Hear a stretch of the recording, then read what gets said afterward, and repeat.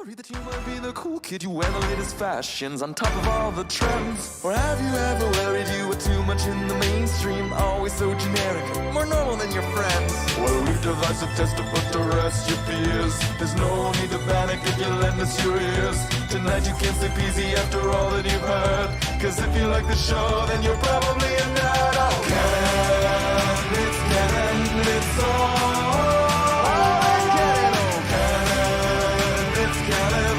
Tyler, Phil, and Boris. So Canon, it's Canon, it's all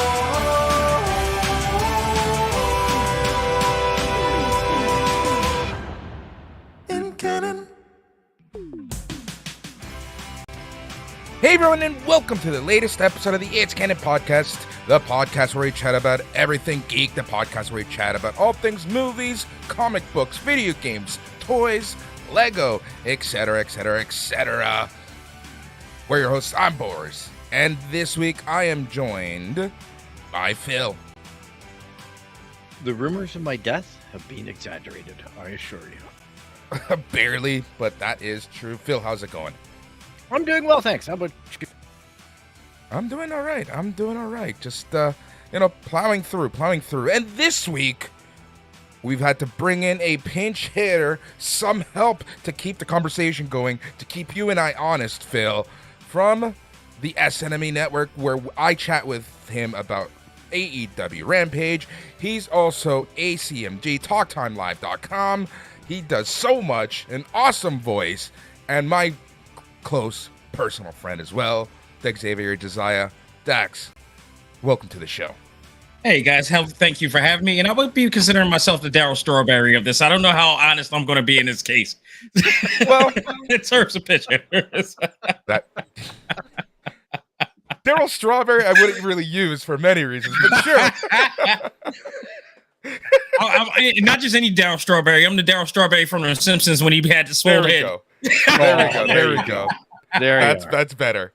That's a lot better good. than the other Daryl Strawberry. It's like the real Daryl Strawberry as his career kept going. But yeah, this is a crazy one. So let's just talk about what is going on off the top of the show. So we're just going to play some catch up, and then we're going to be talking about the Hollywood strike. Hollywood basically shutting down more and more each and every single day. And I wanted to bring Daxavier because it's a conversation that we've had kind of offline, online a few times, depending on what show you're listening to. But I kind of want to get things really, really focused because it affects a lot of our shows and a lot of the work we do. And we're going to be talking about that. And also, I'll talk about right off the top, everyone knows that Tyler's been on and off just because of health reasons and whatnot and personal reasons. So he's going to be taking a little break until the fall.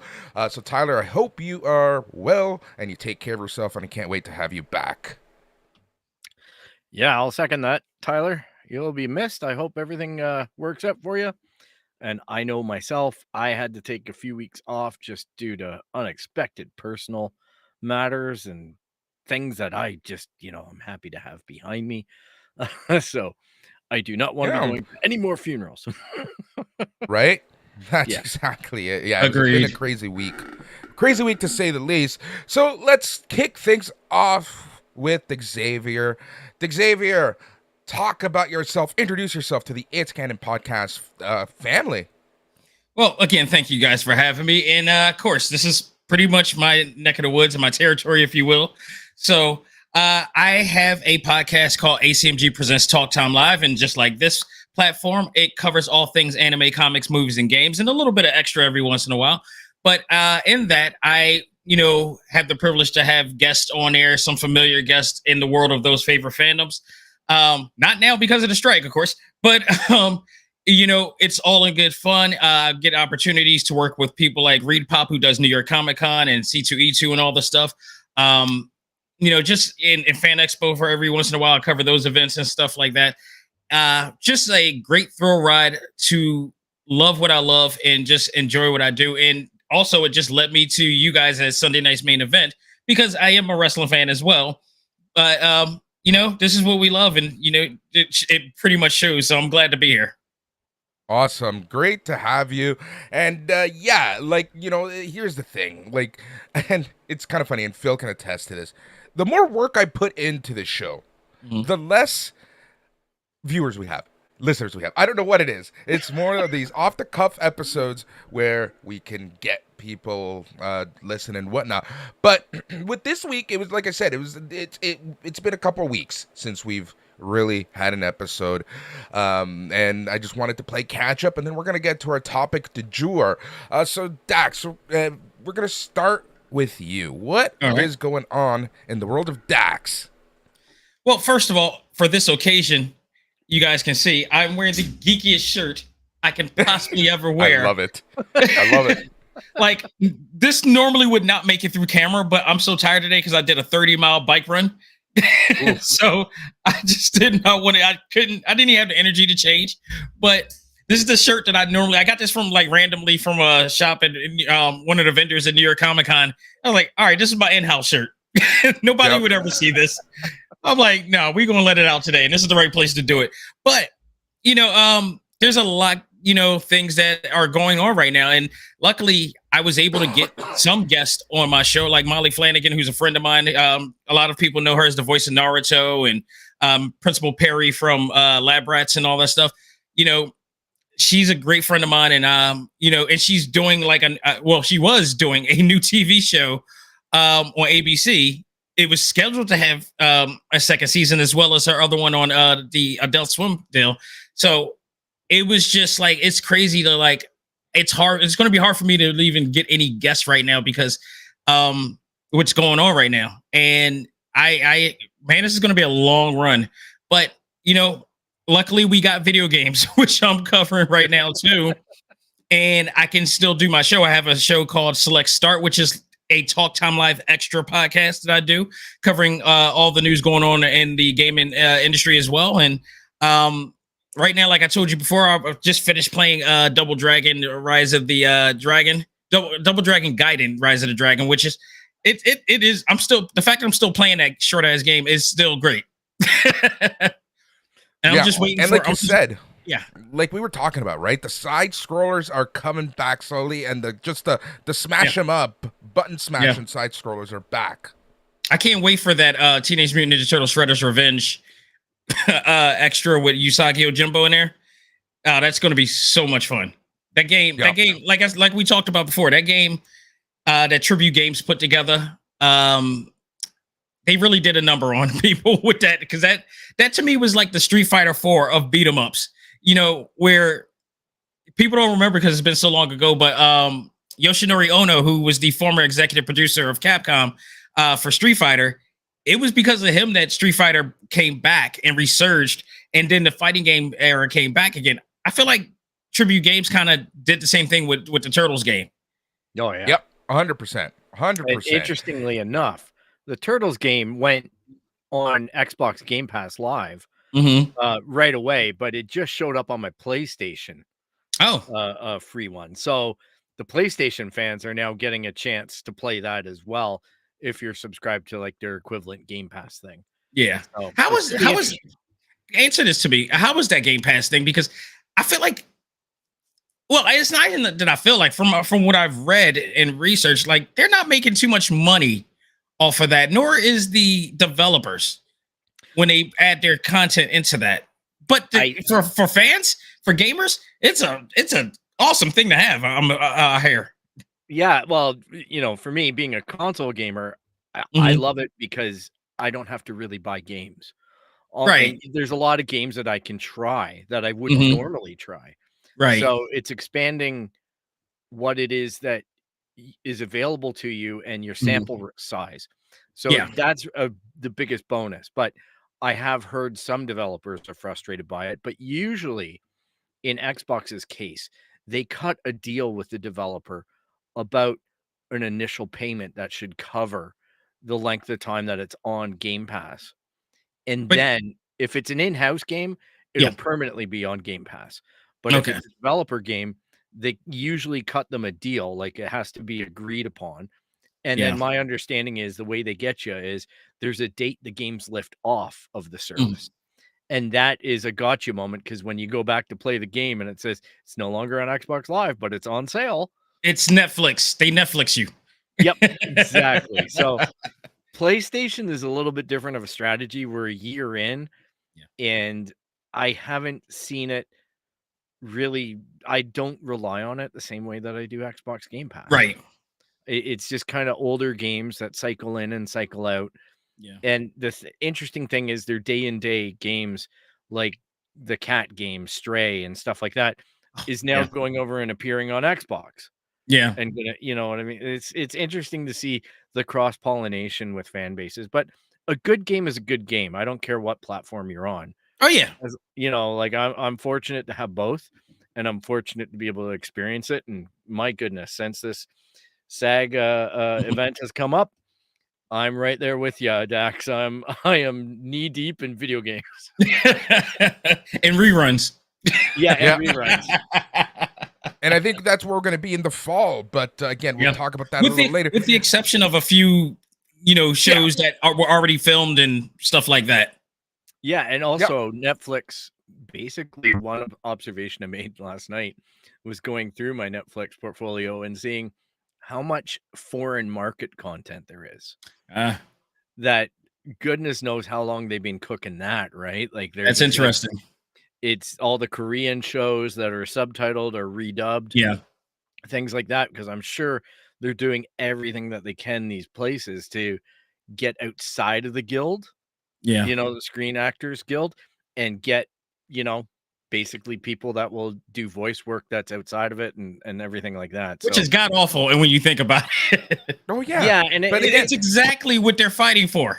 That's exactly it, right? That is exactly it. And like I mentioned, I'm pretty sure I talked to both of you about this in some shape or form, where a lot of these studios, they are going to rue the day that they, gloated about essentially fucking people over, right? Like, like, especially the head of Netflix. A lot of the things that he said is going to come back, and they are going to kick him in the ass, especially Bob Iger. nowadays. Bob Iger. Yeah. Oh.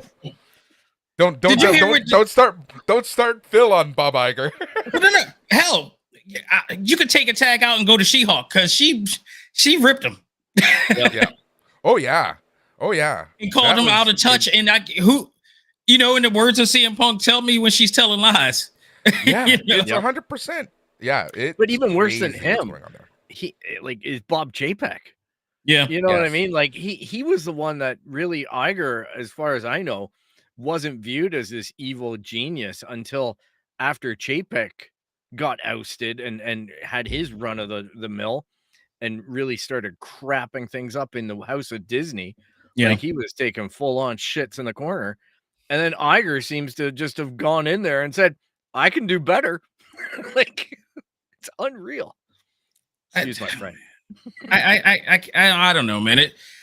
I spoke with Boris a lot about this, and it ties in with the pro wrestling aspect of it, because, whether it's pro wrestling, whether it's, Hollywood, whether it's just corporate in general, it's all the same practice. A lot of which is why I feel like anybody who doesn't understand the severity of what's going on and think that it's only a Hollywood thing, you're dead freaking wrong. That is happening to everybody everywhere who can utilize AI for anything, who can manipulate your payroll and wage for anything. Yep. The same practice, the same unethical practice, I should say, is going to happen everywhere. And it already has been. It has been, but we're going to be seeing it more and more. But what makes me laugh, and just in the I'm very angry way, is, you're seeing a lot of job postings about AI from these studios like Disney, and they're offering, 6-figure salaries for AI engineers and whatnot, right? Like, it is absolutely ludicrous. Or if they were to take this investment, they could literally pay what people are asking for. But it's just, God forbid we give into a union type of thing, right? It's not even given into a union. Like, they're obviously trying to save money. Yeah, well, yeah. It is what it is. They try to save money and they're out of greed. They make, just like Fran Drescher said, they make billions. God, the Marvel Cinematic Universe has generated billions, not all combined, by one movie. And they claim that Yeah. they don't make money. You know what I mean? Like they categorize movies in such a way that they have more failures than successes, but Yeah. still those things are raking in cash. Yeah. Right? Yep. It just goes off the zeitgeist of everybody's tracking a box office, and it goes into DVD sales, reruns, everything like that. And then they're like, "Oh, it was a profitable venture at the end of 10 years. Yeah. We made a lot of money off of it," but they make out like they're getting nailed on it left, right, and center tax-wise. Yeah. Yeah. What's funny, you bring up a great point, Dax, and that's kind of like the whole, right now we're seeing this in Hollywood, but other industries are going to start facing this more and more and more. And one industry that I'm afraid of, an industry that, it's a subset of the tech industry, and it's an industry that, in my opinion, a lot of people just feel like they don't have a voice, and that's the video game industry. Yep. Ouch. Yeah. And they already, I feel like that train is coming. Oh, it's coming faster than a lot of people think. Yeah. Oh, yeah. A lot faster than a lot of people think. But you have to look at all those studios and the resistance to the guilds, right? Like look at Activision, Blizzard, like they've just been active in trying to kill union busting and whatnot. It's interesting too. I know it's a little bit more left field, but a lot of the same things that we're talking about here, I hear a lot in our local grocery store strike here in Toronto with Metro. And they're interviewing people on the picket lines, and they're saying, how come our CEO makes $50 million a year? How come our profits are $400 million for a quarter, and yet we can't even pay our rent, or most of the people who work in the store can't afford to shop in the store. Right. They have to go to food banks. Yeah. So it's happening like outside of the AI thing is all I'm saying.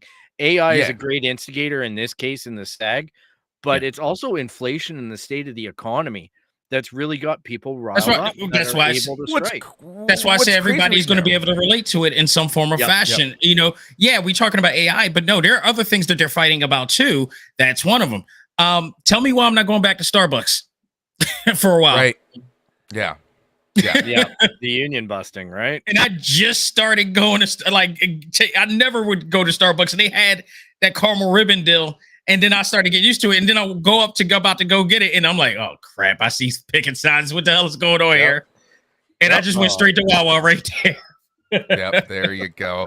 Yeah. The thing with here, in the States and in Canada, inflation is going down, but everything else is going up. Mm-hmm. And what's the craziest part here is like Loblaw, one of the biggest grocery chains in the country, owned by one of the richest people in Canada, Galen Weston and the Weston family. They had a $508 million profit. I think it's like 25% year over year profit. And it's just, and these are the same people that are not giving an extra cent, but their profits are like making record profits. So like, Dax, you made the greatest point in all of this is that, what we're seeing in Hollywood is just a subset of the bigger world. And Tyler's, like, the three of us, Phil, Tyler, and myself, we've been yelling about this for 2 years since we came back, since this iteration. Like, we saw the writing on the wall more and more and more and more, and the tech industry, because we saw what the tech industry was doing and what, where a lot of money is going in tech, and now we're seeing it. I mean, part of the reason why I am a freelancer, again, for those who don't know, I'm also a freelancer multimedia developer. That focuses on graphic design and web development and other things to and brand management and everything.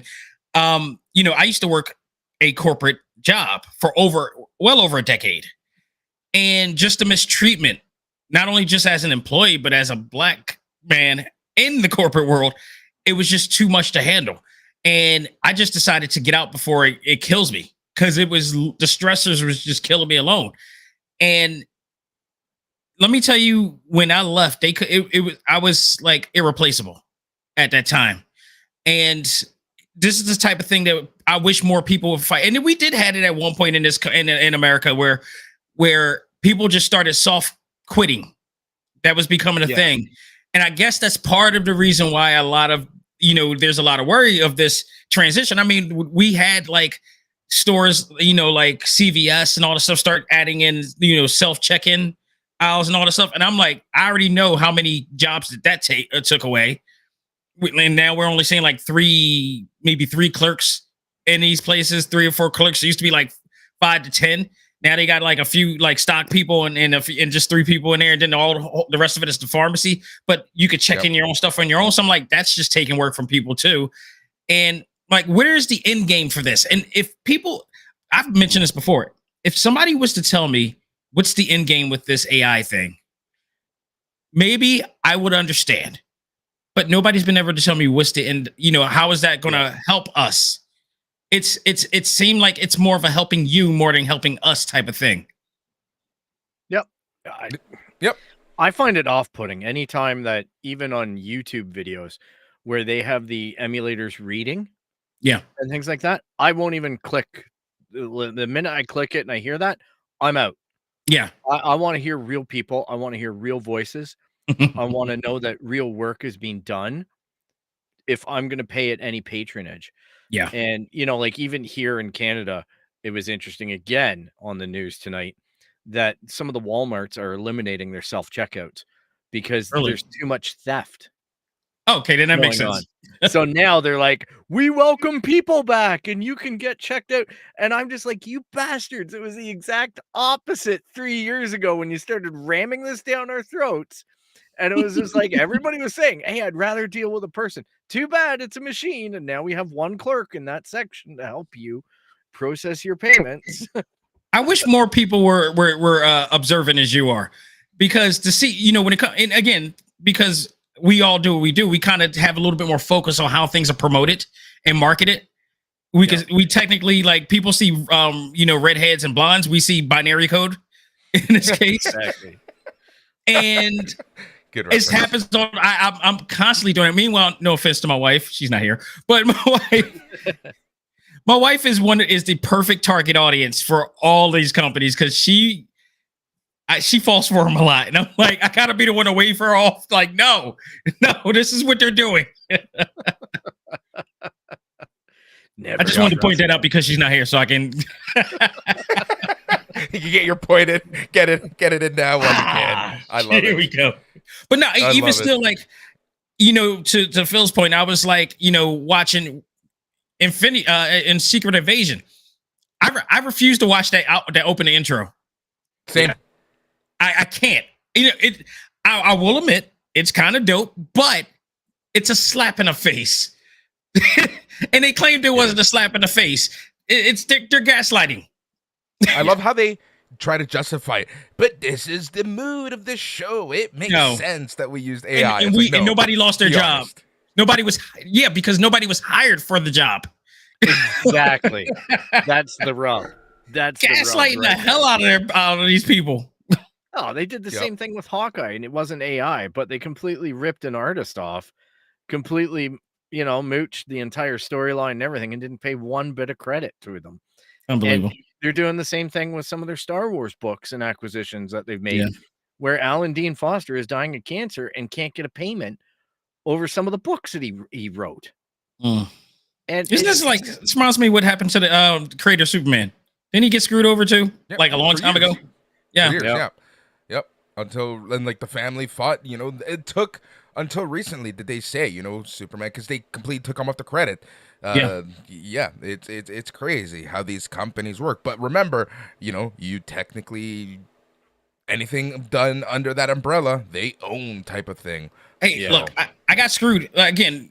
I did a design job for the for the nonprofit that I worked for years ago. It was one of the biggest projects that I've done at the time. And, like, thank God I powered through that, because it hit me emotionally doing this. And they went off, and, like, I even spent my anniversary, which is funny because this is the week of my 18th wedding anniversary. So, like, during, like, the 5th or the 6th or whatever of that time, I spent more time trying to design that than, because it was supposed to go on banners all down our center city and everything, and in a Macy's window and all the stuff. And I'm like, all right, that's dope. That's great credibility right there. And they went along and took liberties with my design to the point I was floored. And they knew they were wrong for it. And I gave them 1,000 analogies as to why. Like, you don't change the smile of the Mona Lisa. You don't get away with doing that. And you damn sure don't get away with changing my design. And if anything that needed to be done, I could have done it myself. they were they knew I was so pissed off. They gave me days off with pay. Wow. And then on top of that, one of the managers that was responsible for it hid for me in that office for 2 weeks, legit, no lie. Wow. And I came across very articulate during my email at the time too, because they thought I was going to go all Ice Cube on them. Oh man. That's how corporate does, man. It's crazy, and that, like I said, that same practice that happened in that nonprofit will happen everywhere, because they, within every within the, inner layer of every, industry, it's usually the same, philosophy and practice that they do to, for the foundation of what they're running. Yep. Same thing. Yeah. Hollywood, exactly Hollywood, it. corporate, WWE, you name it, they all within it. There's a corporate element that they have a structure. Yep. That's exactly Oh, it. yeah. And that's why, like, in our little world, Dax, people love to give Tony Khan credit and everything. But, like, I remind people, this guy's a billionaire. He didn't start AEW out of the kindness of his heart. No, he did not. Right? I'm waiting for him to go raw. Right? I know you are. Especially you. I know you are. I can't wait for it just so I can say, I told you so to everyone.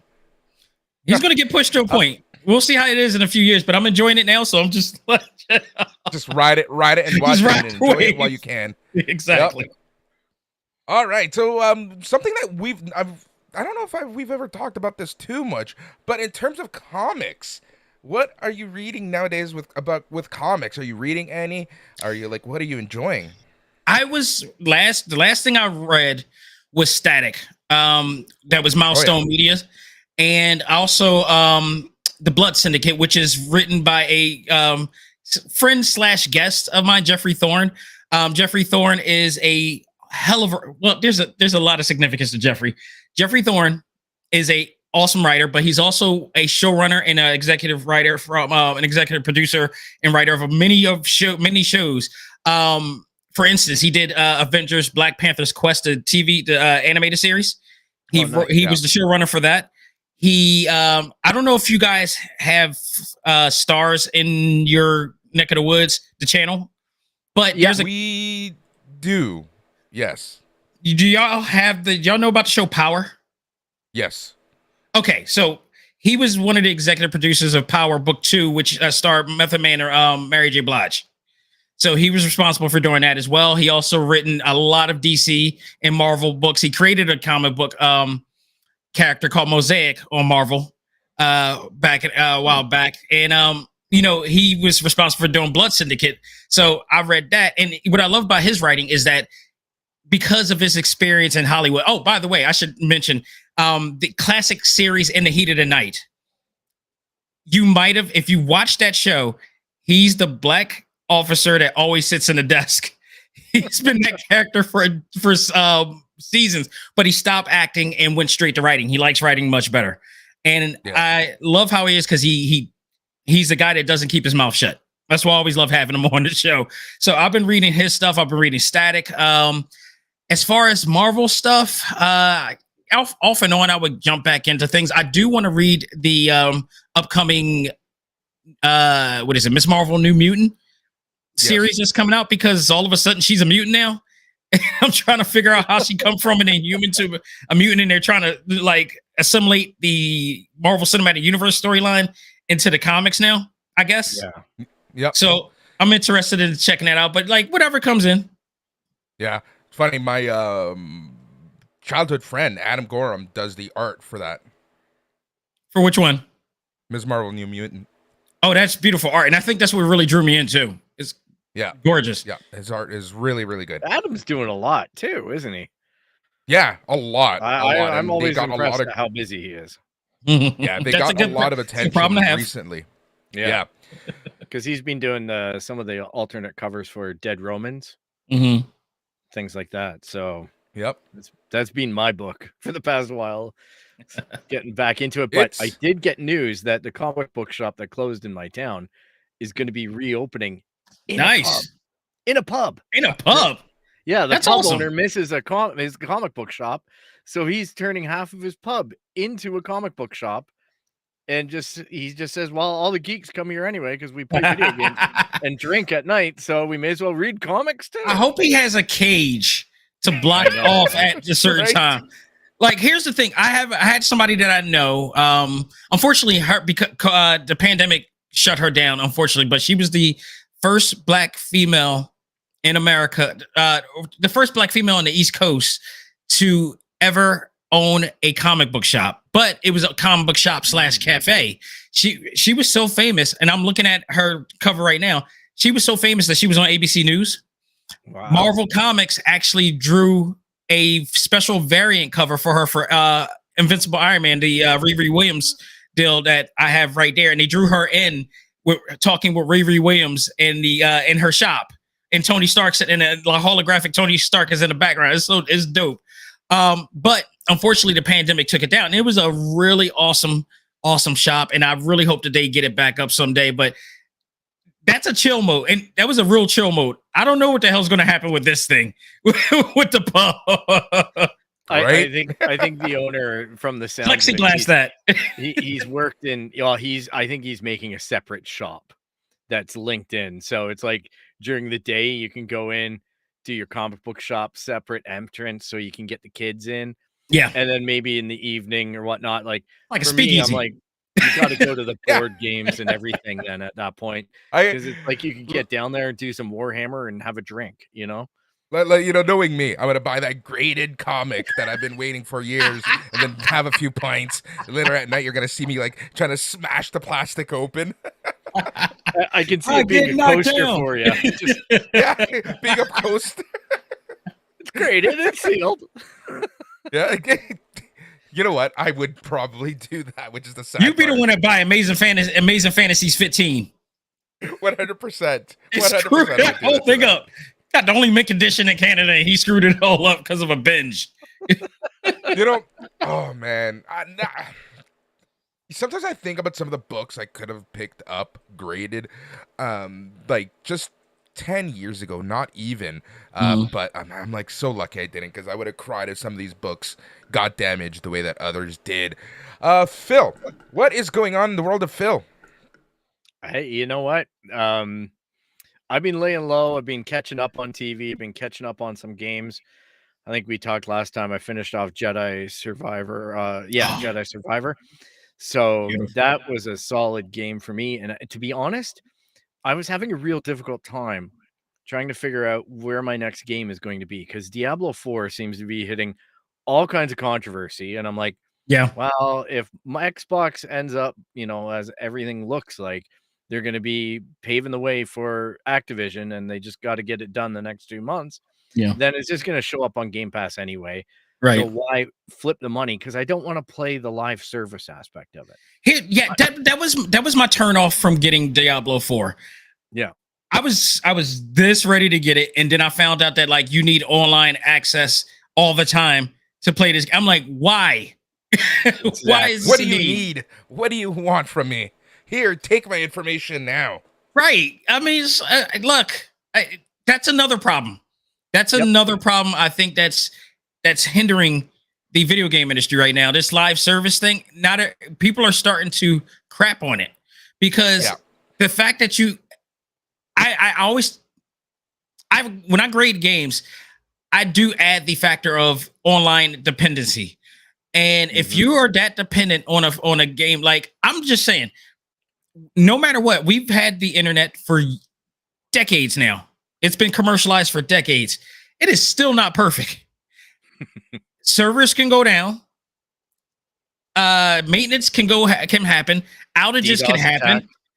Yep. And you're asked out of playing the game if you do that, because there's no offline access to it.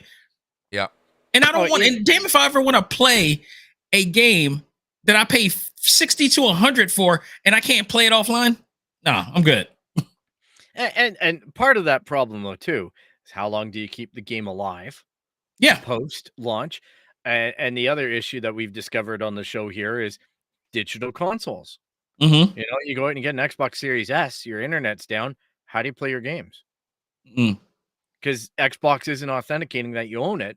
So when they had an outage with their Xbox Live service a year or so ago, nobody could play their games on the Xbox Series S. That sucks. Because, even though there's no disk drive, there's nothing, and now the game companies are shipping blank discs that just have Which a I key find that hilarious. like they just have a key that directs it to the internet. So you don't even get a game archive, which is really frustrating for that segment of guys and Yeah. girls who do the game archiving, right? Yeah. So it's been between that, and then I was like, okay, well, it just keeps on getting worse and worse with Diablo 4. So I was leaning in towards Final Fantasy 16, which I've never really been a Final Fantasy guy, Yeah. but the hype is so real. There was a demo, I download it. Mhm. Demo caused my PS5 to overheat. What? I got the screen that said, this game is causing your game to overheat. And I got to this little shop of horrors, like monster thing. And then that's Oh my throwing God. alarms left, right, and center. And I'm like, and I'm not even in the graphics mode. I was in performance mode, the one that is supposed to avoid this issue. I got so many questions about that right now. Like, you're about to get interviewed. I never heard that ever for the PlayStation 5. Oh. And I've played and beat Final Fantasy 16 and had no Yeah. issues with that. I've never heard that before. It's a big issue on Reddit. There's a lot of people complaining about it. It's happening. Wait. not Which necessarily version, which PS5 do you own? PS5 disc? I think that's a pattern because I have digital. Okay, there might be. Well, Also, apparently online they does said it that have- it was due to the graphics mode. It was in the 4K mode versus the performance, the frame rate mode. Yeah. But mine was in performance. I was in both. Does it have- I switch back and forth every once in a while with mine. Could it have So anything to weird. do with the fact that you upgraded the hard drive? It's on the onboard hard drive, and I did install the heatsink. I do have a certified PS5. Oh, so it's hard not drive. it. Oh, okay. Now He answer- upgraded his hard drive. Yeah. Well, I have the regular hard drive, plus I installed an additional hard drive. Right. This is I was on- actually this is planning on to the do other. that myself sooner or later because I know Amazon was they were hyping up a PlayStation official SSD drive Yep. that we can install in. That's another terabyte. And I was Yep. like, okay, because the terabyte that I have, it's an external that you can only switch the in and out the data. And I'm like, I don't want to do that. I want a little bit more Exactly. power than this. It is nice. Like, obviously, this Final Fantasy thing was a glitch with the game. It's not a system issue. It's Yeah. with the programming. So I would assume Square Enix is going to get that taken care of. That's At this interesting. point, I've waited long enough where I'm like, I'm just going to wait for a sale. You know what I mean? Because there's Yeah. just so much coming at me. Like, I can fire up either console, the X or the PlayStation 5, and I'm just like, there's just tons of free games just Yeah. hammering at me. And then you got to catch up on your back catalog, right? Right. Because there's always games that you bought with the best You intentions. go back 2 games. And yeah, and then you're like, uh-oh. Like I played Hogwarts demo, Mhm. which was interesting. I played the F123 because I'm a bit of a driving guy. Right. So I played that, and I've just been downloading a lot of the demos because I have the EA subscription Right. on both platforms. So that gives me access to, with EA, I don't understand their strategy because they give you 5 hours on some games. Like that's a lot. Like Yeah. I can feel like I'm done the game after that. Just, But some of their games, like Survivor, I think that runs like 30 maybe hours. yeah, so- Survivor was a bit of a I think I did it in 27 and a half Yeah. hours, but I Not was going not without the going side through every mission. submission or whatever like that. Yeah, so now I'm going back now that I've got all the powers unlocked. Yeah. So I'm going back through some of the earlier areas and trying to find all the bonus chests and whatnot that are behind the green shield walls. Right. So, I can tell you right now briefly, if it's any consolation, Final Fantasy 16 is a fun and worthy game to play when the time comes. Yeah, you could hold off, but it's about like 30 to 60 hours of action fun. I mean, if you're a fan of games from the company Platinum Games, you're gonna love this because yeah, this is a Final Fantasy game that is a action adventure RPG, not to be. Yeah, that's what's drawing me in is just Yeah. the combat system and everything like that. yeah, I'm a big fan of the single player put me on rails. I don't necessarily need an open world. Yeah. I just want to feel like I'm in an open world. It's Final Fantasy cross Devil May Cry.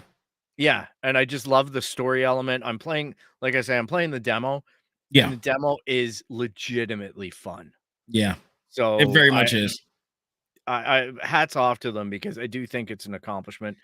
It looks fantastic. I will also say, like, I know you said you don't go into Final Fantasy games, but I would highly recommend jumping on 7 Remake. Yeah, I've got it. Okay, but then get your damn console in gear, because when Rebirth come out, yeah, you think that you're gonna have problems now. That's a 2-disc game apparently. Oh yeah, I'm looking forward to that. That's gonna be hilarious. It's I'm hibernating. I say that I'm not a Final Fantasy fan in the sense that I'm not one that goes title to title. Same. I just pick the ones that appeal to me more than others. Same. Certain genres appeal to me more than some of the other genres that they do. Yeah. 16 is quite appealing. 7 was great for me. 7, I have the original discs on my 486 computer still from back in the day, because I used to work in a computer store. So I would just geek out, and that was like 6 CDs at the time or something insane like that. And Awesome. I'm like, who the heck does this? And yeah, my friends and I were just blown away by the story and everything. So I did play around with that remake. But yeah, what have you been up to, Boris? Honestly, I've been so busy dealing with a lot of work stuff. My PS5 is still collecting dust. Haven't been able to play a lot since in a while. I've just been so freaking busy. But I think I'm gonna take next week off, and next week I'm gonna, tackle some of the games like Jedi Survivor, like Tears of the Kingdom, and really try to. You ain't coming back. You ain't coming back to work if you play Tears of the Kingdom. I know, right? You need way more than a week or two. I know. It's just for me, it's more just getting back into things, right? Yeah. I'm still waiting for that wrestling game that we were talking about. Apparently, you got 8 more days. You got 9 more days. Yeah. So, if I wanted to play it for PC, I can get the code now, and I would have the media block until the 8th. But because I guess the developers didn't realize that the approval process for the stores take a little while. We're not going to get codes until the actual release day, so that's fine. I can live with that. I can play on my week off starting next Tuesday. That should be fun. It should be. It looks like it's going to be really fun. Yeah, it's going to be very interesting to play that one. In terms of comics, honestly, Phil, today's the last day to buy. Pre-order. Dead Romans, the last issue. Fred got an extra week on that. Oh, did he? I heard. Yeah, he got an extra week on that. So good for him. I think that series has been remarkably well received. Considering it's making comic book resources top 10 image titles right now. So that's not bad. Or image titles not now, but just in the past little while. So it's a very well done book. When it comes to story, look at with his podcast, the Star Wars podcast, the Mud 79, Mud 79. He just puts story into story into story. Dax, our friend of the show here, he essentially he's a radio host here on a popular rock station. Okay. Biggest nerd that you will meet. Does a lot of TV stuff and whatnot, and does a lot of the TV intros for nerd-isms and whatnot. Just kind of delved into comics here and there, but he has a fairly successful series right now. And one of his side things is making this Star Wars fan fiction podcast. It is so well done. Play. Yeah, it's a radio play. Oh, that's awesome. And he's self-learning, right? He's learning how to do all the audio production. Yeah. So he's doing it the hard way. He's got multiple people doing voicing, scripts, approvals, production, post, everything. So good on him. It's fun from a Star Wars fan. I don't know if you can tell, but it's a lot of fun to listen to, and he kind of takes the Star Wars universe and puts it in through a stormtrooper mud trooper kind of experience through a tactical lens. Mm, So it's still got a good story, right. but it's more so told from the soldier's point of view. Oh, And that's that's awesome. kind of like what he's doing with Dead Romans is he's taking something that's happened in history and putting story around it. So it's not just what you read in a textbook that the Romans invaded Germany, Right. right? It's like, oh, here's the story about this one general and his girlfriend, and you know what I mean, like his attraction to this general's a wife and things like that. So I still haven't finished the books or anything like that, but I just know that there's going to be a fantastic story and it's getting very well received, as Boris has pointed out, across Nice. the comic book industry. And I'm happy for him because I just think that it all signals there's going to be more stuff that's coming. Mm-hmm. And I like his Agreed. attention to detail. It's very good. Yep. So something I wanted to really quickly bring up before we go to our topic du jour, and Dax, you and I have talked about this, but Phil, you and I haven't. And I don't know if you actually played these video games way back when, and I'm sure you did at some point. The Twisted Metal games. Oh yeah. Yeah. I am so looking forward to that TV show. So much. So freaking much. You don't listen to my show. No? I reviewed it. I'm just going to say it had no business being that damn good. Damn. Good to know. Good to know. And just enjoy, no pun intended, but enjoy the ride. Nice. If How you're a fan, awesome. if you're a fan of the original games, Yeah. one of the biggest surprises of this year, in my opinion. How awesome is Thomas Hayden Church? Dude, first of all, he's the greatest Sandman ever. There will never be another better Sandman than Thomas Hayden Church. But this Agreed. was Aegis Stone was the role for him. He played it up so well. And again, here's the thing. The trailers were so misleading because they had you thinking this was going to be a goofy comedy. Yeah. It really is not. It's a comedy in the sense of thinking Orange is the New Black, believe it or not. Because there's comedy, but there's some serious points in there, and there's a lot of backstory, which really helps. And that's what made the game series so great, because they took a Street Fighter approach with construction derby driving, and each character had their own backstory that you got into. So they did the same exact thing here. And my God, and I will say this, and now I'm gonna just leave it at that.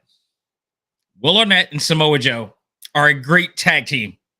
We talk about Adam Cole and MJF. No, those two working together. I still say that Samoa Joe could have done that job himself because his voice does sound a little bit like it and carries. And they could have just auto-tuned him, but to their credit, they made it work. You're gonna have a lot of fun. Awesome. Cannot wait for that. You and I have talked about this show, but Phil, I wanted to ask, have you watched any episodes of My Adventures with Superman? I've watched the first couple, and I'm recording the series because it airs at midnight here on Thursdays. So I've got the series recording for that season because I liked what I saw. I gotta say, I thought the animation was really awesome. I just enjoyed the look and the feel of that particular show, and I thought, this is worth getting in on the ground floor for. So, Yep. I'm happy to see that it's rebooted, or it exists, and it's a great way to enter into. Now I've just started The Flash. I still haven't watched the movie, so it's little baby steps right now. I got in my spare time, I got Guardians 3 done, and I'm just catching up on For All Mankind and some other shows that I had kind of left standing because they were freaking me out how good they were. And there's just been so much media this past year. It's insane, with all the Star Wars stuff and things like that. Complain about it all you want, but it's not as good as some of the other stuff. Just the fact it exists is really exciting for me in some way, shape, or form. So Yep. Yeah, for sure. And Dax, so you have to understand. So Phil doesn't go to theater, so he hasn't been able to watch movie in a theater just because of many reasons. He can get into Right. that if he wants, but so this is like his golden time to catch up on a lot of stuff. Right. I just love the transition to how quick it comes on to streaming now. It's just like, Yeah, but I'm the kind of guy, I made this clear, I will buy the digital download or buy the 4K disc. Yeah. And legitimately, because I want the creators to know it's being supported. I'm There you not go. into this streaming I will watch a friend's Plex, but if I like the movie or the show, I'm gonna go and buy it.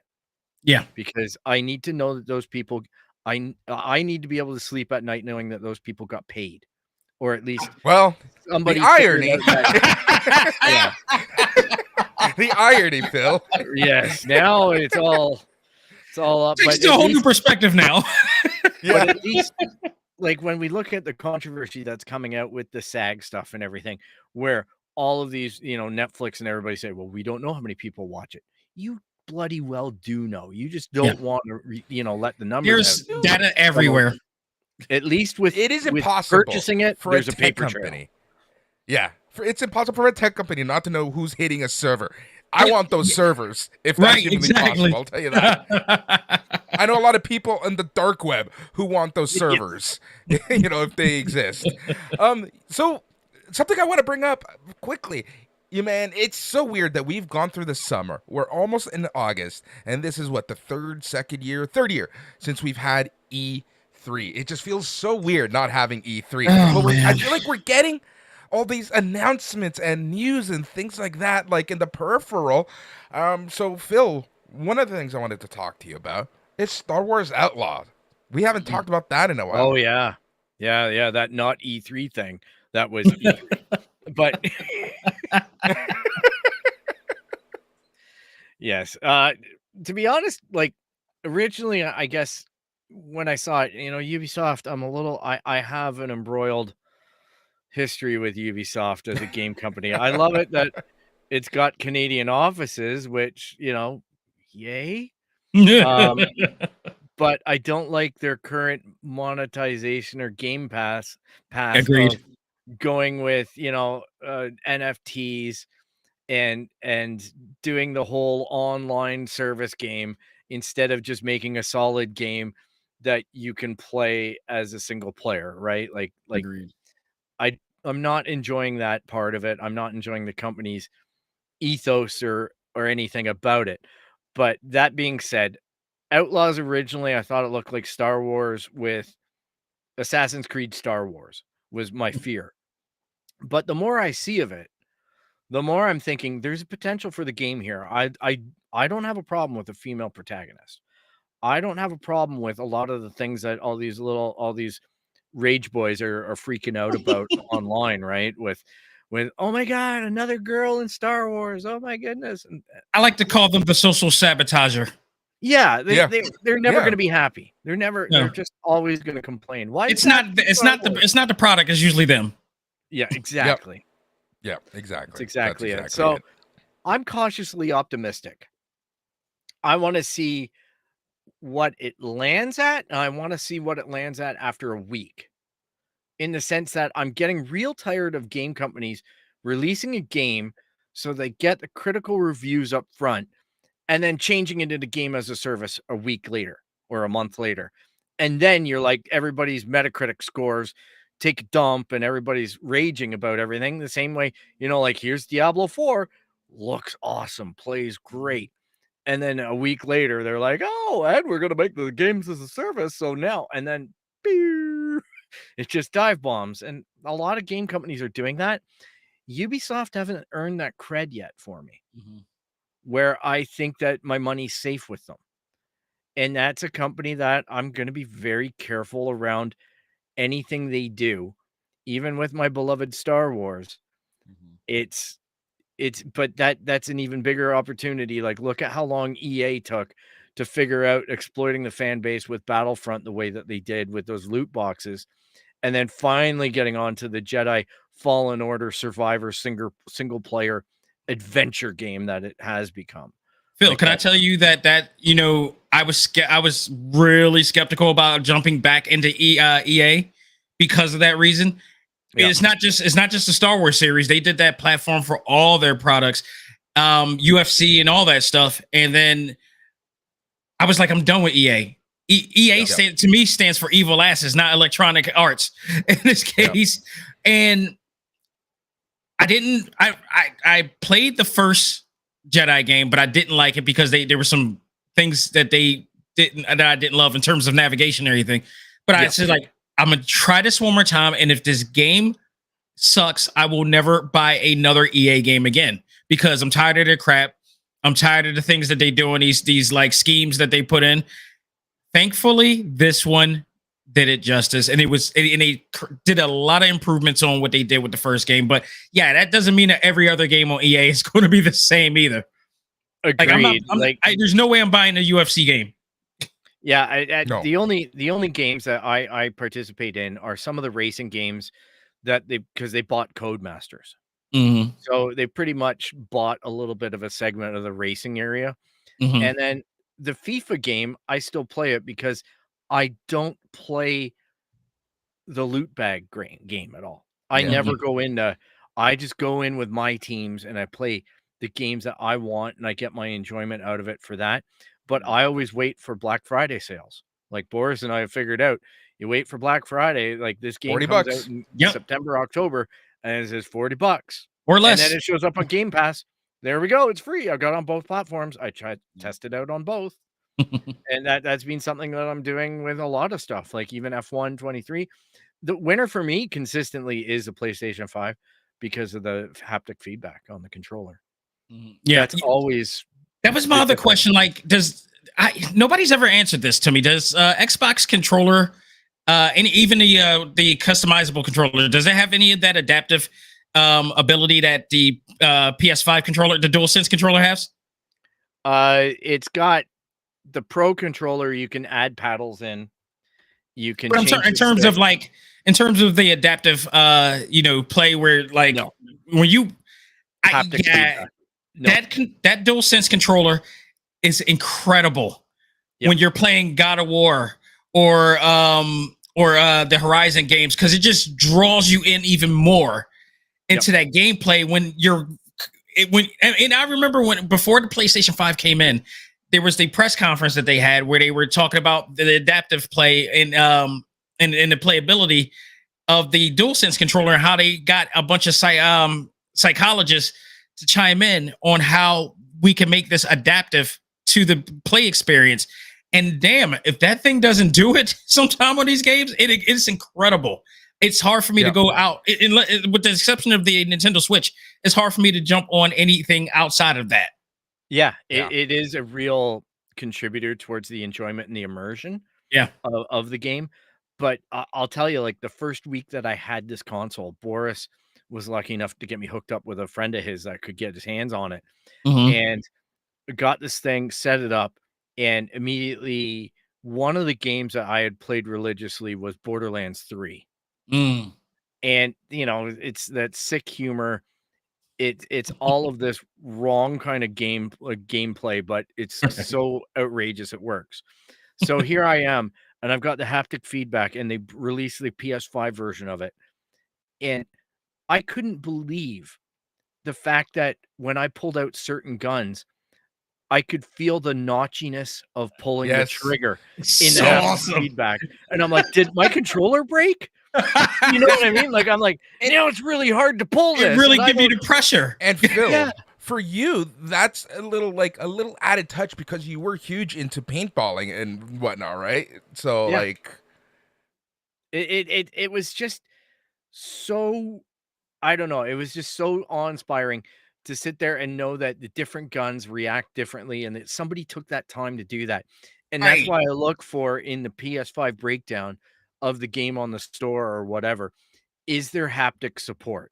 If it says that it was designed with the DualSense in mind, then I'm like, I'm buying it on PS5. I don't care, man.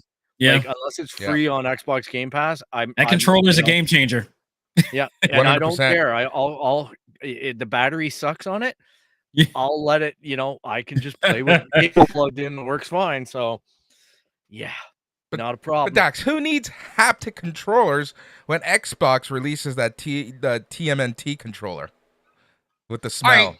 All right. Oh, Granted, each it's like what Anthony Mackie says. Everybody's got a gimmick. Yeah, it's true. It's true. I was watching a video of how that thing actually works. I'm like, oh my god, this is ridiculous. Like it's legit. Like what I the can't hell? wait to see. What I the can't hell? wait to see countdowns and documentaries of the best or worst controllers ever come up, and that one's gotta be one of them. Do you remember the Virtual Boy? I- Oh yeah, you owned it. You owned it. No, I didn't. My friend did, and I'm glad unfortunately, he's not watching this because I'm about to clown him.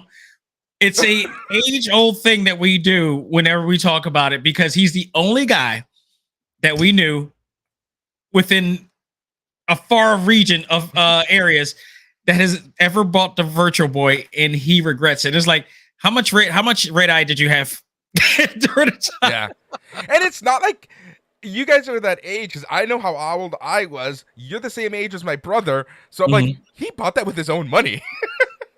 That's the even funnier part. Like, I think no, he didn't. No, we were young when we were still young. I don't think we we could work, You guys but I were don't think we were 20-ish. working. Yeah, no, he before the Microsoft Zune, there was the Virtual Boy. Yep. And Boris, I don't think you ever noticed, but I have something what I call the Zune Award.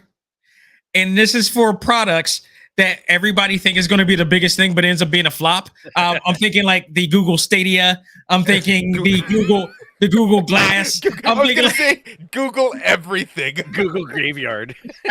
Yeah, isn't there like? I'm not putting my body there. Yeah, But it's funny like enough.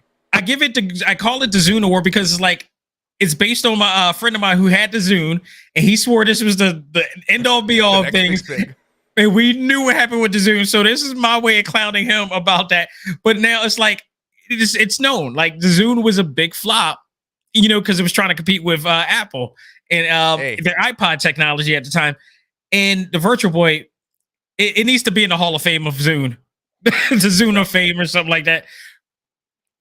Something I- else I needs think, from like- that era needs What's to be that? there as well. While everyone was playing with their iPods and their Zunes, I was using my Sony Mini Discman. Wow. Oh, No, you know what? All right, here's the thing. Here's where you get a pass for that because everybody had a Discman, and not just Sony. Sony was the innovators of it, of course. But everybody, like, dude, I had mine too. I had to hold it up as I walk. If you're in a car, you got to put it in a really solid place, or it's gonna skip. But they meant for that to be portable, but it really wasn't. It wasn't. yeah. at Well, all. and It you wasn't even had at like freaking the all. special packs that Sony made that had like a ton of padding on the one side so you could walk with it. It's like they just put a Band-Aid in a Q-tip in it or something like that to make it work. Yeah. Oh, But my to God. Well, that, that's what some in their people have defense, to do. everybody had that. Yeah. But that's what yeah, it's funny. Like some of the tricks to get stuff working because even on like I have the original Switch controllers and those I've had to put like metal or like Yes. aluminum foil. So I had to replace my analog Amazon, get the kit, and I would have to take it apart and install the analog sticks every single time. Yep. Wow. I'm surprised I have the OLED, the OLED since I got it. Like it's been 2 years now. I got it the day of at Nintendo New York. I've never replaced them, and it's crazy. I've had the other Switch, and I can't tell you how many times how many Joy-Cons I bought and replaced. Yeah. I just went with Pro controller on that one. Which is a great deal, but I like handheld. yeah, fair Yeah. enough. Yeah, it's that screen, right? If you want that. Speaking of the Switch, news came out today that the next gen console might be coming out in the second half of 2024. Dax, what do you think of that? Oh man, you know what? I feel like it's still too soon, but the Switch Right? did come out in 2017, so I know. I guess it is time. But I'm just enjoying the Switch so much. It is their greatest console they've ever done. I don't know how they're going to top it. And I don't want this to be like the Wii U. That's my issue. I don't know where they're going, but here's the thing: they got to compete with like these new handhelds now, the Steam Decks, the Steam Decks, and the other one that came out, which I heard wasn't as good. Yeah, which I heard wasn't as good as the Steam Deck, and the Steam Deck is nothing to really like sing about either to some extent because it plays all these these AAA games and all this stuff, but those AAA games are like 60 gigs and up, so you only got like less than a terabyte of internal memory, and then you got to buy like a SD card, which is not a bad thing at the end of the day because I got a terabyte and on a Switch, but it's like they're gonna have to compete with that, but I think they can. So it just has to be. You gotta make it. I don't know how they're gonna outdo the Switch. It's just that was just such a great console. My concern and my worry is Nintendo has this weird thing of having an awesome system and then the follow-up to that just being right. I'm afraid that we're gonna get the Switch U. I think I seriously agree with that. Why? I don't know. Make it just make the same thing, but just 4K. That's it's the only thing that they could do. The only thing that they could do right now. I love the compact, the compact aspect of it. I don't know that I just don't know. I'm not confident yet. If they were smart, in my opinion, and I know that this is not what they're going to do, but if I were them, I would just make a better processor, better screen, and just keep on leaning into being Nintendo. Yeah, because a Nintendo is determined not by its pizzazz and its processors and all of these things. A successful Nintendo product is determined by the quality of the software. Absolutely, and it's been proven. You get, Zelda, you get Mario, you get these. Phil, you just want to play Animal Crossing. Let's be honest here. Which, by the way, is still better than a lot of the huge 4K AAA games. Yep. I will, and trust me when I say this, people can argue this, but guess what? Wait until December when the Game of the Year awards come, when the Game Awards come. Guess what game is going to beat them all? I don't need a crystal ball to predict the obvious, do you? Right? That's the thing. And like we talked about this on your shows, like where this is a tough year. There's so much good stuff coming out, but in my heart of hearts, I know who's going to win. I have played plenty games after Tears of the Kingdom. You know what's funny? Tears of the Kingdom is so good. I don't want to finish it because I don't want that journey to end. And I have everything that I can do to beat Ganon right now. I got like 20 hearts. I got every single weapon there. I got everything. I do not want to beat that game because I feel like the journey is over and I don't feel like that with any other game. And I've played, I think, just on the Switch alone, I might be over like a little over 250 games on the Switch that I completed. I can't even talk about what I did with the PS5, but that game is, I mean, it's not like, that game is not like Breath of the Wild and they just added like another tree to it, or like Malibu Stacy and they just gave it a new hat on The Simpsons. It's a extremely great thing. It's like that, but they added 2 more layers to it, literally. And it's just one of the greatest traverse experience that you ever have in any open world game. I don't know how they do it. I joked around it before when I said, related it to the scene on Iron Man where Obadiah Stane is trying to get the scientists to recreate the arc reactor, and they can't because they're not Tony Stark. Well, Tony Stark is the Nintendo Switch, and within it, it's Zelda Breath of the Wild. And how the hell they were able to make that game do what it does, which is better than some other games out there, and that's including Horizon. Now, I love Horizon, but Horizon is limited in comparison. That's the craziest part, right? And that just goes to show you the creativity. And this is why like video games has always made me laugh, right? It's because at the end of the day, a good game is a good game. It doesn't matter how strong it is. It doesn't matter how many gigapixels. It doesn't matter ray tracing and bullshit like that. A good game is a good game. At the end of the day. Now, with that said, I want that ray tracing on Spider-Man 2, and I can't wait for that. With that said, Give me more Cyberpunk with ray tracing in the expansion. oh, I'm ready for that too. The expansion. Oh, Yeah. give me Idris. I can't wait. Yep. Countdown. Right. All right, let us talk about the strike and what is going on in Hollywood. We have gone in great detail about why the Writers Guild of America is on strike, but we never actually had an episode talking about the people who have joined them on the picket lines. So for the first time in 6 decades, Hollywood is getting so many strikes, and this is the first strike that the actors have actually had since the early 80s. So on July 12th, no agreement was reached. Union leadership announced imminent plans for an actors strike. The ripple effect was immediately felt.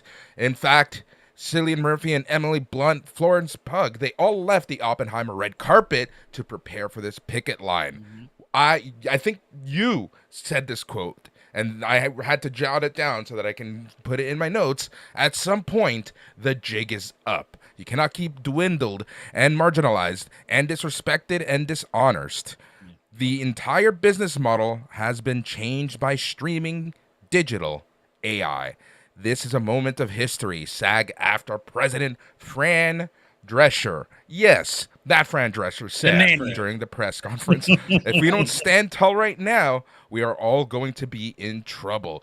So, who is the SAG-AFTRA? The Screen Actors Guild of America, Federation of Television, Radio Artists, represents about 160,000 actors, broadcast journalists, announcers, hosts, stunt performers, and other media professionals. So, what do they want, and what is different, and what is the same as opposed to the Writers Guild of America? So, it all comes down to technology.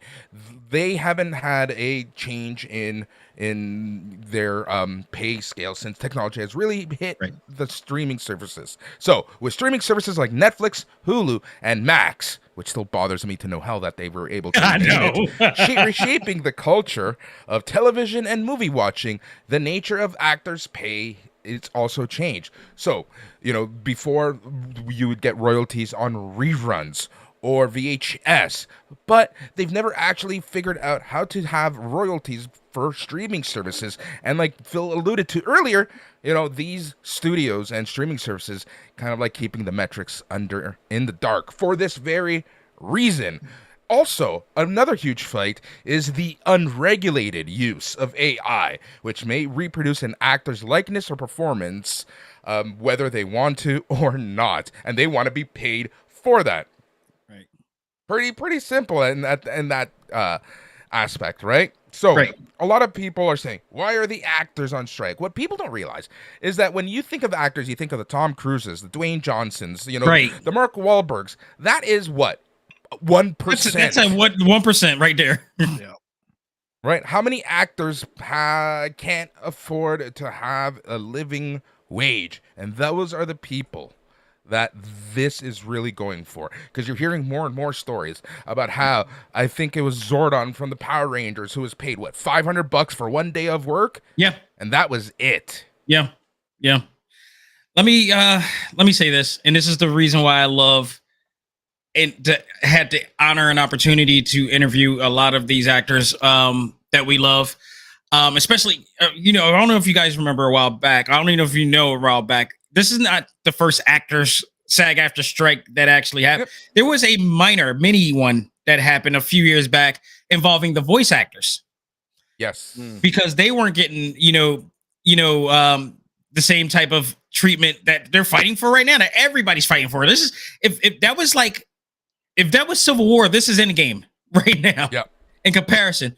But I've had the opportunity to talk with Stephanie Shea. She is the voice of the American version of Sailor Moon and Orihime from Bleach and a whole bunch of other things. And it was one of the realest interviews I've ever had because this was during the time when the strike happened. And she was very transparent of talking about the misconceptions that we as fans have.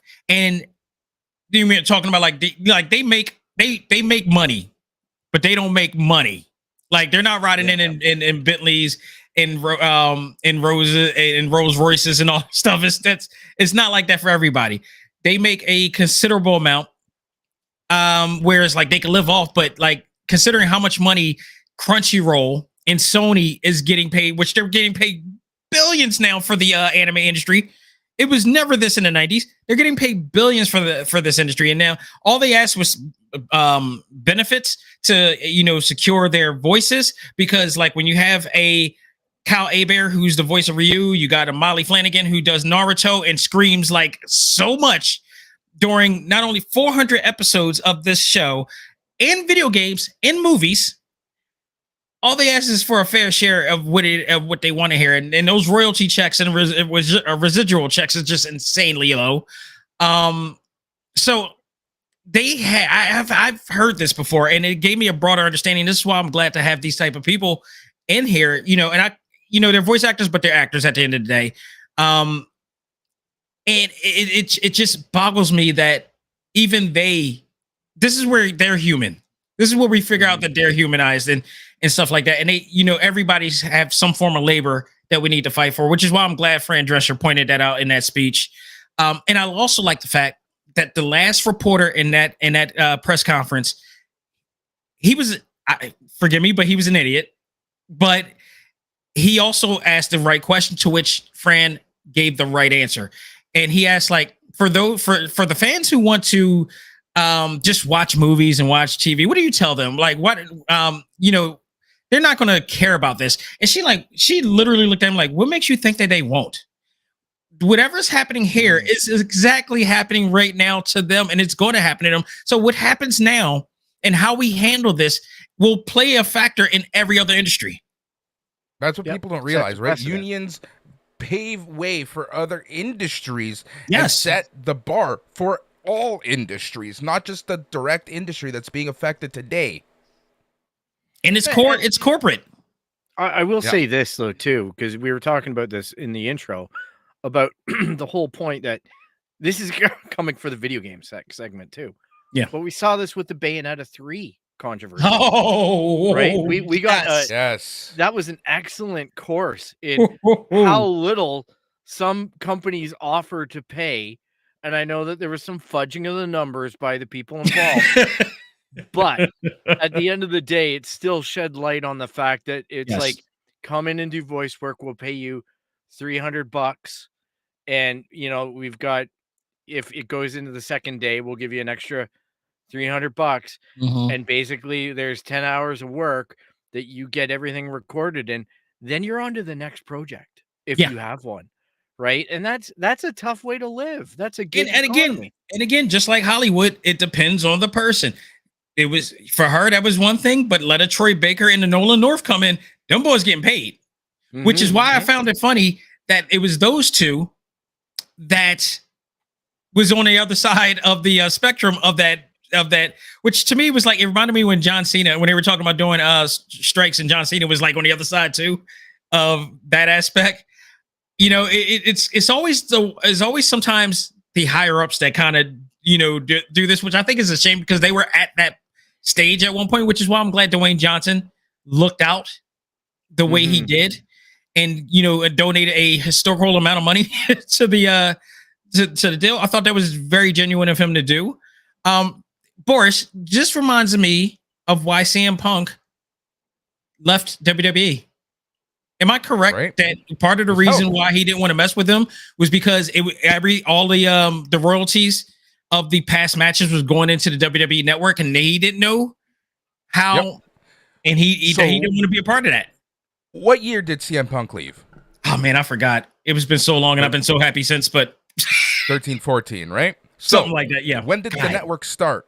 2014. Now, with that said, if you remember the pay scale for wrestlers back then, they had their regular pay, blah, blah, blah, blah. But then for pay-per-view appearances, they were given a bonus check. This pay-per-view bonus check was based off of the pay-per-view buy rate. Right. Once pay-per-views were gone and they went into the network, where we don't know the numbers, they stopped getting those bonuses. And hence why I said it all connects. What happens in that industry happens in wrestling. And also in some cases, there's some of that philosophy and strategy happens in other companies. Yep. It all connects. Yeah, and I agreed 100%. And now we're starting to really see the ripple effect of all of this because projects are being canceled. If you looked at the MCU, they completely redid their entire release schedule based off of the fact that they don't have actors available for marketing, for promotion, reshoots, right? etc., and all that fun stuff. Craven right? the Hunter was the recent. The new Spider-Man, the animated one, supposed to come out April 2024. No Yeah. release date. Yeah. People are freaking out, Yeah. but like they have to remember, like the studios need the actors. The studio need the writers. Like look at Deadpool. They had to shut down during the writers' strike because, well, you can't improvise. You have to go on Right. the script that was approved. Right. So. Yeah, like now we're really seeing the ripple effect. So, Well- just from a... Go ahead, Phil. Oh, sorry. I just wanted to clarify because I've looked into this, and it's most actors have to join the writers union in Mhm. order to ad lib lines. And it also means that they get writing credits on the movie, which means a higher paycheck. So Which is why it's you an see a lot of incentive. executive producers and whatnot, and in the case and all that. Exactly. Yeah, Yeah. so there is a whole reason why, because I was like, well, why is that? And then it all made sense to me about exactly how that is. So I just wanted to point that out to anybody who's on the other end listening, wondering why that is. So Yep, that's exactly it. Thanks for pointing that out. So, yeah, we're seeing the ripple effect really start happening now. And, like, my question to you, Dax, is, number one, how long do you think this is going to actually last? Because we saw these asshole studio heads essentially, like, have their playbook and the game plan leaked where they were going to try to extend this strike as long as humanly possible until people needed money so that they can get what they wanted, they being the studios. So how long do you think these strikes are going to last? And to that, like what's going to happen come fall? Because what we're seeing, something very interesting, and it's conniving. And it's these companies who have these streaming-only shows, also own networks, are moving shows from Peacock, from Max, to the regular. What was the recent one? broadcast. Paramount recently did this, didn't he? Paramount Plus. that Yellowstone show? Yep. Yes. Which honestly, I credit to them. It's kind of brilliant on their part to do that. Now you get to see things that we don't get to see from that we're paying for, but it also messes up their platform with that too. So it's draining that well as well. And I want to take note, San Diego Comic-Con got hit hard. Yeah. Hall H is the biggest attraction of that event. And who's a part of that? Marvel. That's where their money is, and they were not there. No actors were there. Actually, SAG-AFTRA was there technically. So there you go. You know what? If there's going to be more Dwayne Johnsons, I can see this dragging out longer. Yeah. I can see this dragging out like I don't know what Tom Hanks is doing right now. I don't know what Tom Cruise is doing right now.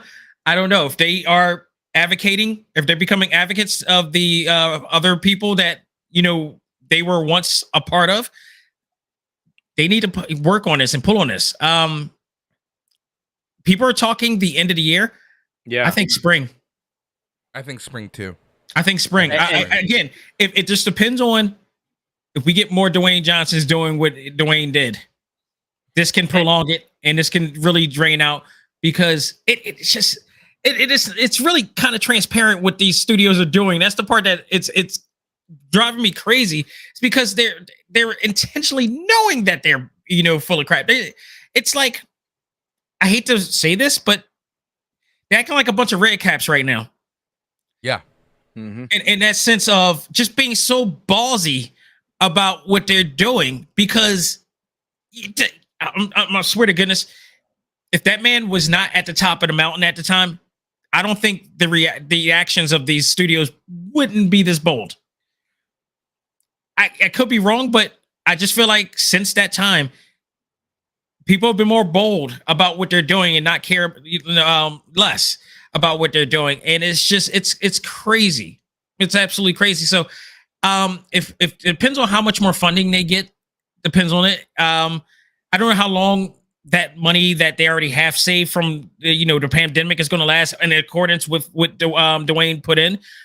But I can see this during into the spring, and if it goes to the spring, I think it absolutely will go on the actors and the writers' favor. Now, Yeah. I'm curious. Do you think that the actors' strike will resolve before the writers' strike, or do you think they resolve at the same time? I think they've resolved at the same time because they all working together. Good. Yeah, I so, like for that example- answer because I've heard Perfect. the actors It makes no sense. resolve beforehand. Yeah. But I think that this is done kind of timed in such a way that they want to support the writers. Like they view exactly what's going on in writers as their issue right now. It But makes no Actors Guild sense. has more strength, right? Like they're a bigger guild. They have more members, and they have the ability to probably push the public sentiment into their corner quicker than, let's say, the writers were. Right. We know how bad they're getting treated. So Yeah. No, if they're smart, they work together. I mean, if we all were smart, we all work together and this would be a better world. But Yeah. this is what we live at now. But here's the other thing too. I need them to succeed. We all need them to succeed because we need to know what happens when the power numbers kick in.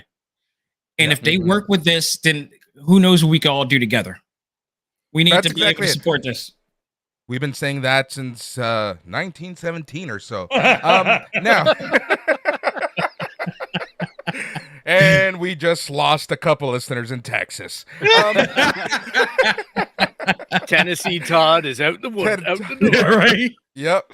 All right. So, another thing that I wanted to bring up, right, is the interim agreement. So there are interim waivers word. that are being granted, and it's funny. And to me, this is just the smartest thing that this studio could have done, and that's A24, essentially giving all the unions everything they wanted so that they can continue production on their movies, being given waivers. So these interim agreements essentially is studios bargaining with the unions and just having something in place for when everyone can consider this done. So A24, that little studio that little independent studio that releases movies that might play one or two nights in your local little rundown theater, especially yours, Dax. They've been able to Right. My essentially theaters are run down.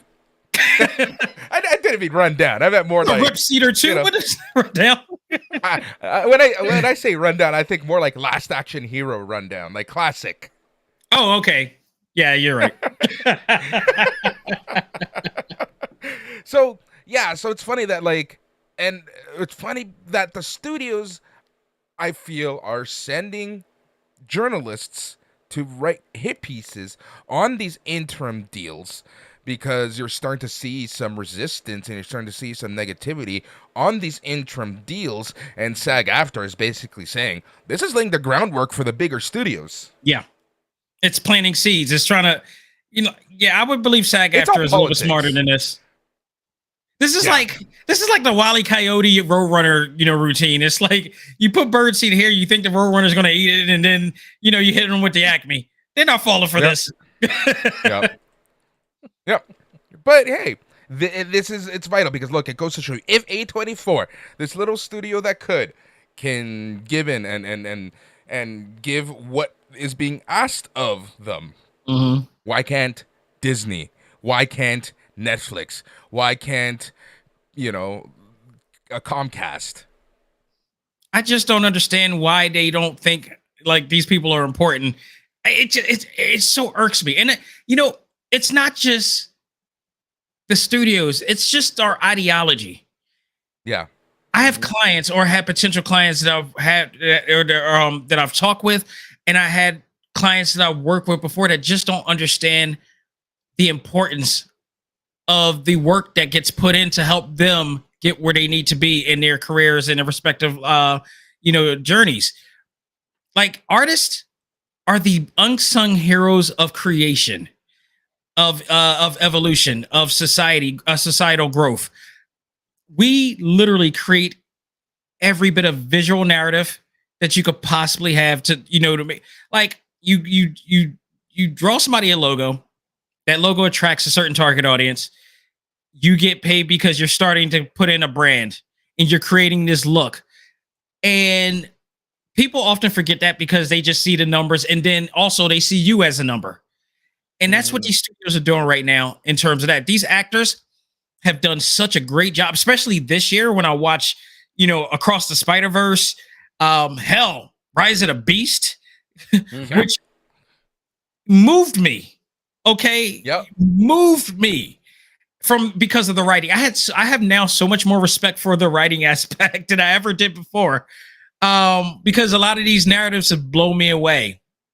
Watching a TV show like The Bear gives me respect to the Writers Guild. Yeah. Miss Maisel, like, yes, unbelievable shows out there. Actors portraying these characters. There's so much work, and you guys are in the back just taking them for granted. Oh yeah, irks the hell out of me.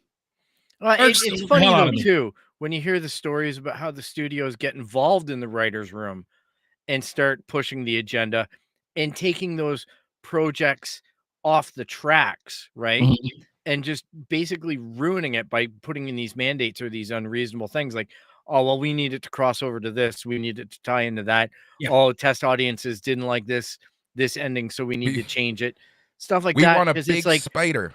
Yeah, exactly. I just, with how creative what you're pointing out, with how creative these people are, and when we do let them tend to their projects in an appropriate and equitable manner, like to actually have feedback and dialogue, which is, I think, going to be something that comes out about these projects that are well written and whatnot, is that there was dialogue and there's concession instead of demands and whatnot, because you just hear it out of Disney and things like that. The big houses that they just overrun the writer's room.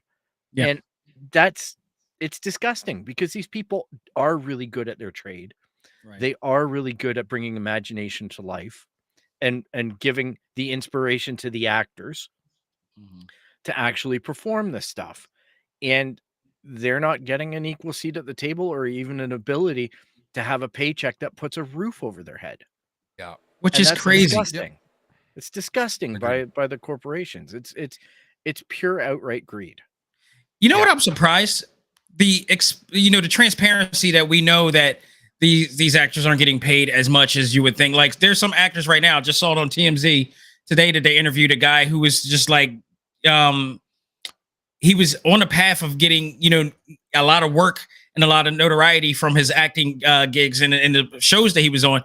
Now he's cleaning houses just to make ends meet now. As much as I hate saying that term, but it is what it is.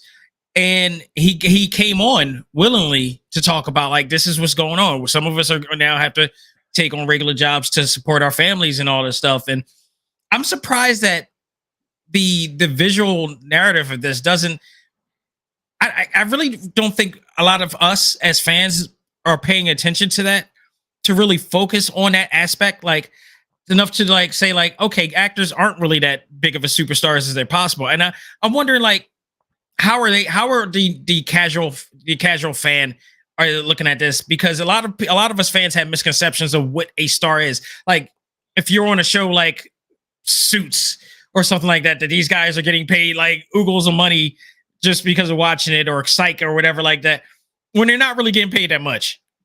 It's funny that you bring up those two shows, because those two shows are just banking right now on the streaming networks. Yeah. Apparently Suits right now is like just breaking records in terms of it's on the path of what, the significance of it, I'm sure. Yeah. Now, what's the last thing I want to bring up before we get our closing thoughts is, like, I really do hope that these unions, especially SAG-AFTRA, can stay together, stay united, because you said it, right? There are some people, and as I was alluding to with these waivers, you have some big name actors calling actors who are working on those projects that are being granted waivers, scabs and whatnot. But then they kind of, come back and say, well, I might not fully understand what's going on. Like Sarah Silverman, she flat out called them scabs, and then she admitted that I just must not be understanding something. So she does that quite often. It's not the first time. It's comedians for you. Like, what do you say, right? They're going to be quick on the wit. She has a tendency to put her foot in her mouth every once in a while. Yeah. Yeah. I'm still really a fan. do hope Don't that get me twisted. Same. Exactly. I just really do hope that at the end of the day that they are able to stay united, because this is not only a huge fight for technology in Hollywood, but like we've mentioned so many times throughout this entire episode, that this is an just it's gonna have its ripple effect through all industry, no matter whether what you do, where you live, it's gonna have a ripple effect. Phil, final thoughts. I just hope it ends sooner than later. I'm extremely sympathetic towards the unions. I think that it's important, if you're unionized or not. Yeah. This has effects on like we've been pointing out this entire episode. This has effects on your own workplace, because employers need to know how hard they can push people, or how much they can embed a technology that robs you of your dignity of life. And that's something that's, I don't know, it's worth fighting for. It's worth supporting the actors and in their fight. And it trickles down to, as we pointed out at the beginning, to all aspects of what's going on with everybody. It's symptomatic of the pandemic, of the inflation. All the world today is affected by this stuff, and we need to make a stand about it. And I know that myself personally, I'm not in a unionized environment, but I know that my employer is a great employer, in the sense that they do observe the fact that they know they can't make people into a commodity. Right. So that's the difference, right? Like, when you work for a company that makes you a commodity and you know it, that's when work's no fun. Right. And these people are calling the bullshit right now, because they are getting that disrespected right. Like, it's not even being hidden anymore. It's their commodity, and they're being exploited, and good for them.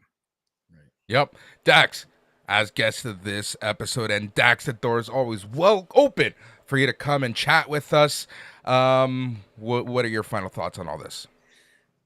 A few days ago, I wrote something on my Facebook page that I thought of, because this is like a lot of what's going on here, I've been through, which is why I'm very picky about what I support in terms of entertainment or whatever like that.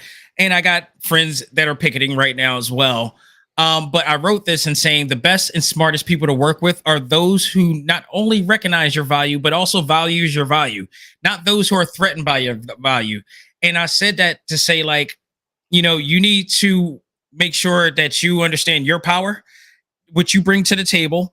And a lot of people in this industry, not in just in the industry, a lot of people in our world does not. They just work a systematic life and just settle for what they have. This strike should be looked at as a template of how we all should react, how we all should work together, and how we all should unite in times of this, and know your own value. Because without us, nothing will work. And they can try to do AI and all this stuff all they want, and try to say like it's better for the betterment of our society. It's betterment for your pockets. Yep. We need to all fight for our value, and just look at this not as just a fight against the writers and the actors, but a fight against people of value that's just like you. And I wish for the best of them. I'm supporting them all the way on this, as are you guys, I'm pretty sure. But everybody should look at this and take it very seriously, because it's like, no, it's not. Yeah, I love Marvel. I love Disney. I love all that stuff. But this is far beyond with that. So with just, being able to watch your own show. And trust me, when like misconceptions happen often in social media, don't let this be one of the biggest misconceptions that you have, because it will bite you in the ass. Agreed, 100%. Well said. And I cannot add anything to that. So I think it's time for Phil to let our listeners know how they can get a hold of us. All right, let's give this a shot here. You can visit us at our website at www.itscanonpodcast.com. You can track us down on Instagram, Twitter, or X, or whatever the hell it is this week, on Facebook at It's Canon Podcast. You can also email us at show@itscanonpodcast.com. You can subscribe anywhere you find podcasts. You're going to find us there. But you can also find us on Patreon with our great friends at SNME Radio, Sunday night main event there. So, go ahead, support them, especially if you dig some of the wrestling stuff. I know that for me, it's not my thing, but hey, I love that your guys' passionate about it. If you like what you hear so far, make sure to leave a like for the show and leave a review if possible. Let your friends know that you listen to us on the It's Canon podcast. Thank you so much, Phil. And you have been listening to the It's Canon podcast, the podcast where we talk about all things geek, the podcast where we talk about all things comic books, video games, labor disruptions, Lego, etc., etc., etc. If it happens in the world, we talk about it and the best part of it all is that it's all in canon. Dax, I mean it when I said anytime you want to join, the door is always open. Thank you so much for listening. Dax, thanks for joining us and having this awesome talk. Until next time, I'm tired. Later. Bye. Awesome job, Dax. Thanks so much. Woo! Adios, folks. Love it.